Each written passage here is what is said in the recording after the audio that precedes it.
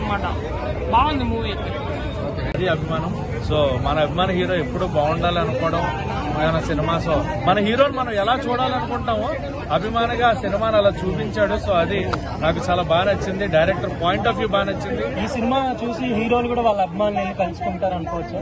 అభిమానులు ఇక్కడ మీరు అడిగిన క్వశ్చన్ నేను ఎవరున్నానని నేను ఒకటి ఉన్నానని అభిమాని హీరోకి తెలియాల్సిన అవసరం లేదు.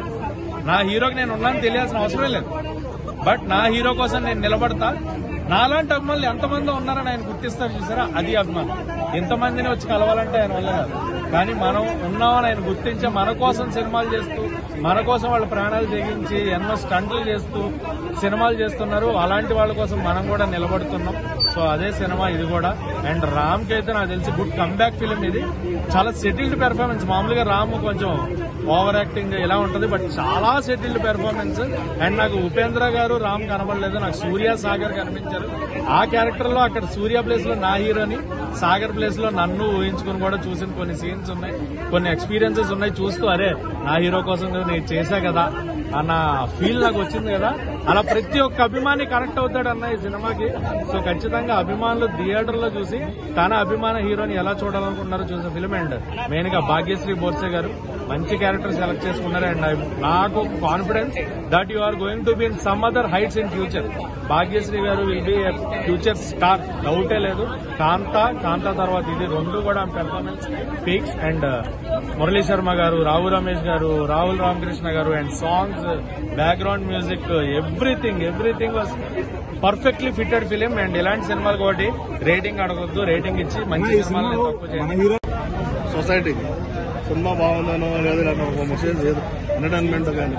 బట్ ఈ డైరెక్టర్ డిఫరెంట్ గా సూపర్ స్టార్స్ ఒక మెసేజ్ ఇచ్చాడు. సూపర్ స్టార్స్ ఎవరైతే ఉన్నారో అందరూ ఇండియాలో కానీ వరల్డ్ వైడ్ గా కానీ వాళ్ళకి ఆ టికెట్ డబ్బులు ఎక్కడి నుంచి వస్తున్నాయి, వాళ్ళకి ఆ స్టార్డమ్ ఎక్కడి నుంచి వచ్చింది ఒక అనేది బాగా చూపించాడు. ఆ పాయింట్ ఆఫ్ వ్యూ చాలా బాగుంది సినిమా.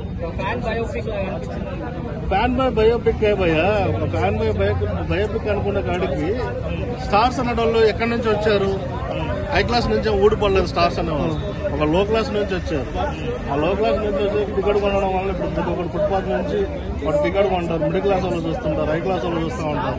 ఇంతమంది చూస్తేనే కానీ ఒక స్టార్ సూపర్ స్టార్ కాలేడు.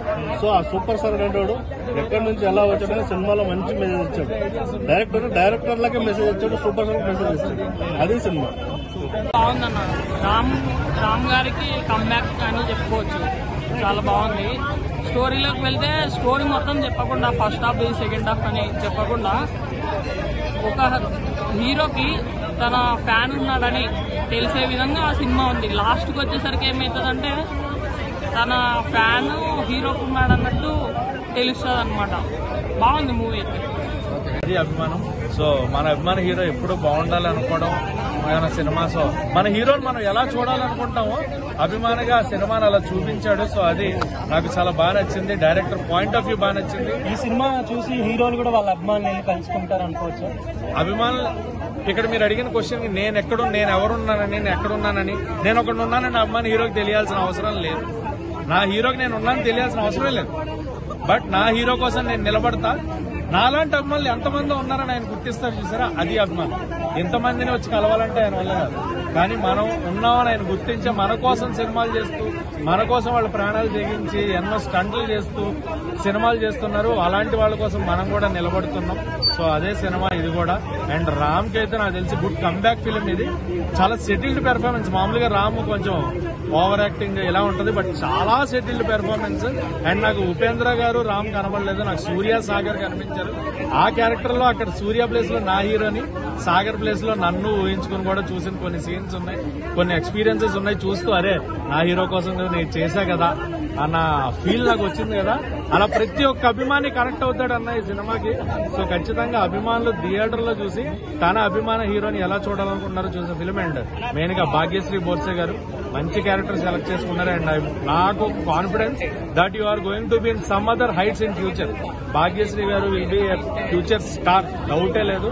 కాంతా తర్వాత ఇది రెండు కూడా performance peaks. And Murali Sharma గారు, రావు రమేష్ గారు, రాహుల్ రామకృష్ణ గారు and songs, background music, everything was perfectly fitted film. And ఇలాంటి సినిమాలు కాబట్టి రేటింగ్ అడగొద్దు, రేటింగ్ ఇచ్చి మంచి సినిమాలు తప్పు చేయండి.